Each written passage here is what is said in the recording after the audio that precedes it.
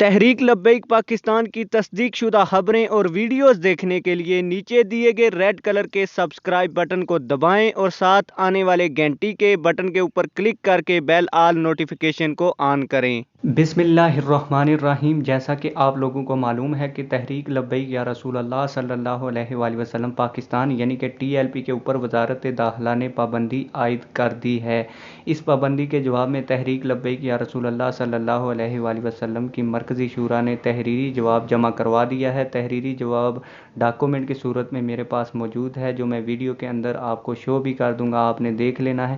Document کے اندر تحریک لبیک یا رسول اللہ صلی اللہ علیہ وآلہ وسلم کی شورا نے 20 سوالات وزارت داخلہ پر اٹھائے ہیں، وہ میں آپ کو پڑھ کر سنا دیتا ہوں۔ ویڈیو شروع کرنے سے پہلے آپ لوگوں سے ایک چھوٹی سی ریکویسٹ ہے، اگر آپ نے ابھی تک ہمارے چینل کو سبسکرائب نہیں کیا تو چینل کو سبسکرائب کر دیں، بیل آل نوٹیفیکیشن آن کر دیں تاکہ تحریک لبیک پاکستان کے متعلق آنے والی نئی ویڈیوز آپ کو بآسانی ملتی رہیں۔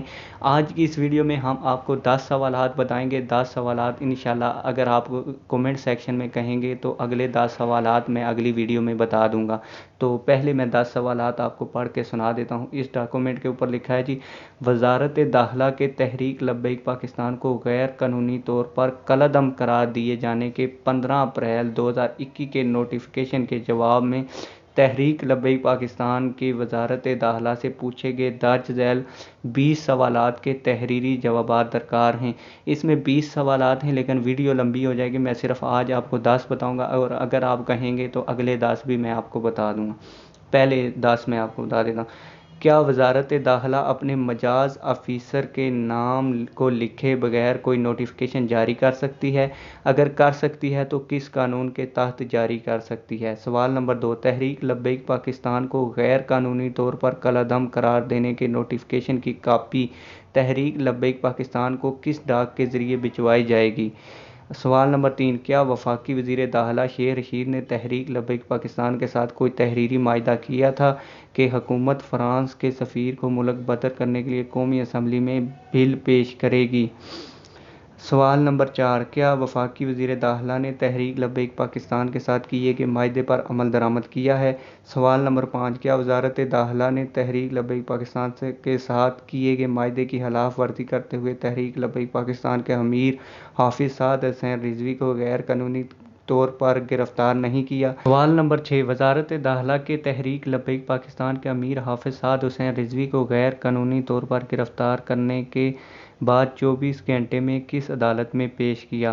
سوال نمبر 7، تحریک لبیک پاکستان کے امیر حافظ سعد حسین رضوی کو غیر قانونی گرفتاری کے رد عمل پر پرامن احتجاج کرنے والوں کو سیدھی گولیاں مار کر شہید کرنے کا حکم کس نے دیا؟ سوال نمبر 8، تحریک لبیک پاکستان کو بدنام کرنے اور تحریک لبیک پر پابندی لگانے کے غیر قانونی ارادے کو پورا کرنے کے لیے پولیس کو کس نے حکم دیا کہ پولیس ایمبولینس پر حملہ کرے اور ایمبولینس کے شیشے توڑے اور موٹر سائیکلوں کو ڈنڈے مار کر نقصان پہنچائے؟ سوال نمبر 9، تحریک لبیک پاکستان کے نائب امیر یا مجلس شورا کے کسی رکن نے کوئی بیان دیا کہ سرکاری املاک یا کسی اسپتال کو نقصان پہنچایا جائے؟ سوال نمبر 10، تحریک لبیک پاکستان کے نائب امیر یا مجلس شورا کے کسی رکن نے کوئی بیان دیا ہو کہ پولیس کے اوپر تشدد کیا جائے؟ باقی 10 سوالات بھی ہیں، اگر آپ کو باقی 10 سوالات کی ویڈیو بھی چاہیے تو آپ نیچے کومنٹ سیکشن میں مجھے بتائیں، انشاءاللہ تعالی میں ان 10 سوالات کے بارے میں بھی ویڈیو بنا دوں گا۔ اگر آپ کو ویڈیو پسند آئی تو ویڈیو کو ضرور لائک کریں۔ ملتے ہیں کسی اور ویڈیو میں، والسلام۔